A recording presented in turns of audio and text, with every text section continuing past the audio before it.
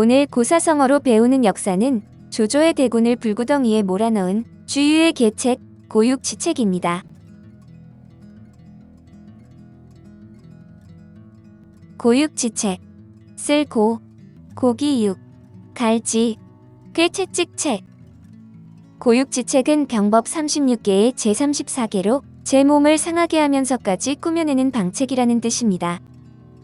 일반적으로 어려운 상태에서 벗어나기 위한 수단으로 어쩔 수 없이 하는 계책을 말하며 고육지계라고도 합니다.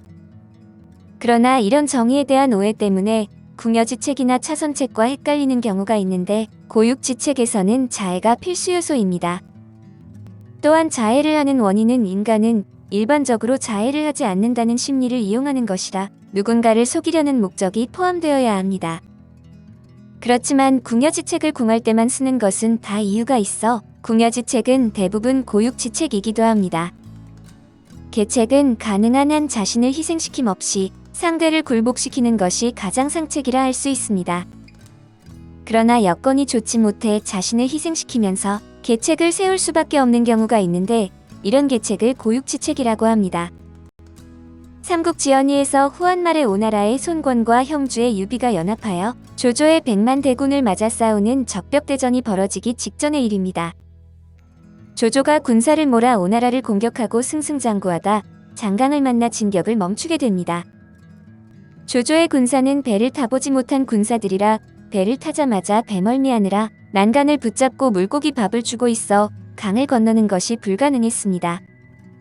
그러나 시간은 위나라의 편으로 언젠가 조조의 군사들이 배멀미에 적응하게 되면 숫자로 불리한 오나라는 전쟁에서 질 수밖에는 없었습니다. 연합군인데도 주유와 사이가 나쁘던 제갈량이 계책으로 조조군의 화살을 수거해오자 그제야 주유는 제갈량과 진심으로 뜻을 같이해 조조군을 화공으로 격파하기로 합니다.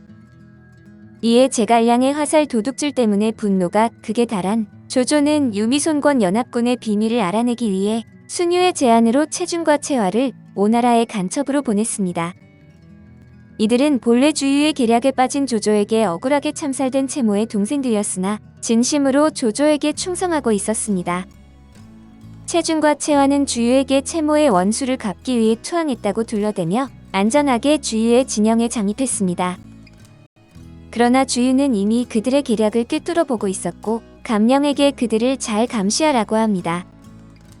장수가 투항할 경우 투항한 장수의 가족들은 죽거나 죽지 않더라도 불이익을 당하는 게 다반사라 아주 급박한 경우가 아니면 투항을 할 때 가족도 같이 데리고 갑니다.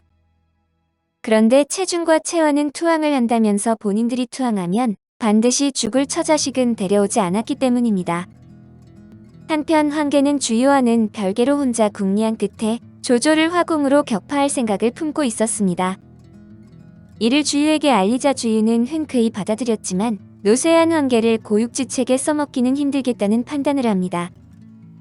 그러나 황계는 노입장을 과시했고 결국 주유는 황계를 고육지책에 써먹기로 합니다. 주유가 다른 사람도 아닌 조조를 속이기 위해서라면 그만한 대가를 치러야 할 것이라며 만류하지만 황계가 두터운 은혜를 입은 몸으로 승리를 위해 한 몸 바치겠다며 주유에게 절을 합니다.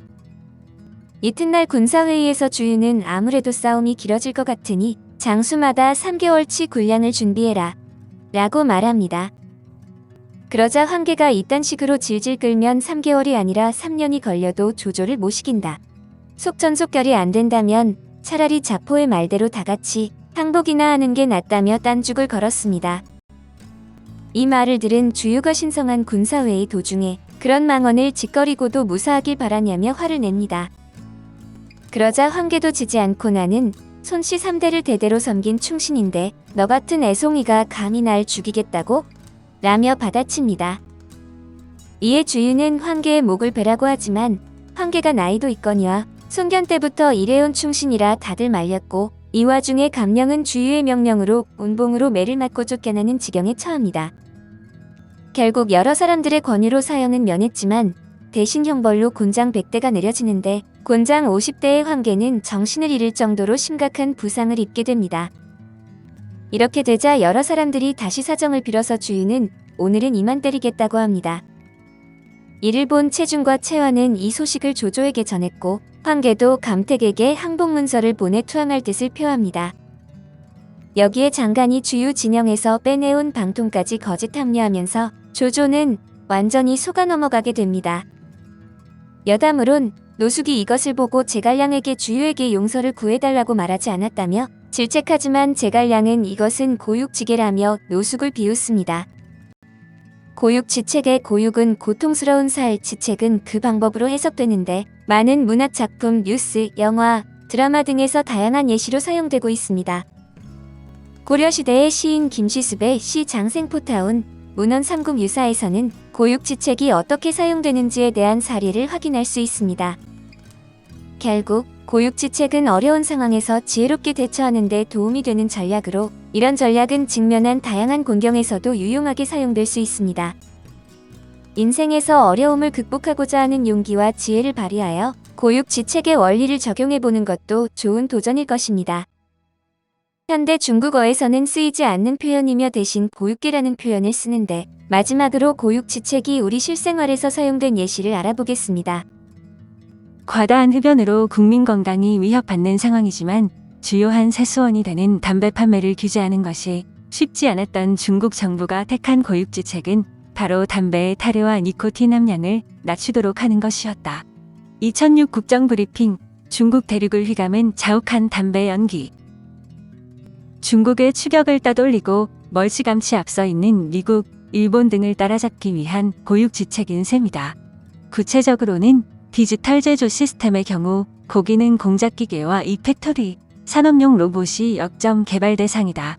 2003년 7월 한국경제신문 뉴스에서 소개된 사업가는 무리한 투자로 실패한 후 고육지책을 써서 회사를 다시 살렸다. 영화에서 주인공은 적에게 들키지 않기 위해 고육지책으로 자신을 속여 적의 계획을 무너뜨렸다. 어머니는 아버지에게서 돈을 받기 위해 고육지책을 썼어요. 아버지는 이제 어머니를 도와줄 거예요. 고려시대의 시인 김시습의 시 장생포타운에는 물과 구름 속에서도 고육지책을 쓰며 살아남은 사람들이 있다고 표현되어 있다.